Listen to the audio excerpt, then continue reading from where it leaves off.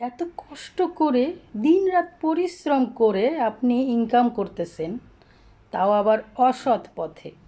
এত টাকা ইনকাম করতেছেন, কিন্তু একবার কি ভেবে দেখেছেন যে আপনার এই কষ্টের টাকা আপনি ভোগ করতে পারতেছেন কি না?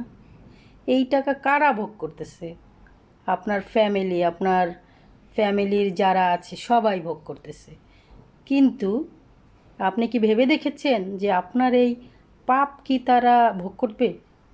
আপনার সব কিছু সে ভোগ করতেছে, আপনার ভালো সব কিছু, কিন্তু আপনি যে খারাপ কাজটা করতেছেন, অবৈধ পথে ইনকাম করতেছেন, এই পাপের ভাগ কি তারা কখনো নিবে?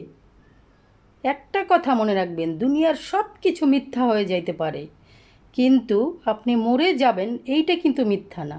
মরে যাওয়ার পর আপনার সেই খারাপ এবং ভালো কাজের জবাবদিহিতা আপনাকে করতে হবে। যখন আপনার এই জবাবদিহিতার সময় আসবে, আপনার খারাপ কাজের, আপনার অবৈধ কাজের হিসাব নেওয়া হবে, তখন কিন্তু আপনার পাশে কেউ থাকবে না।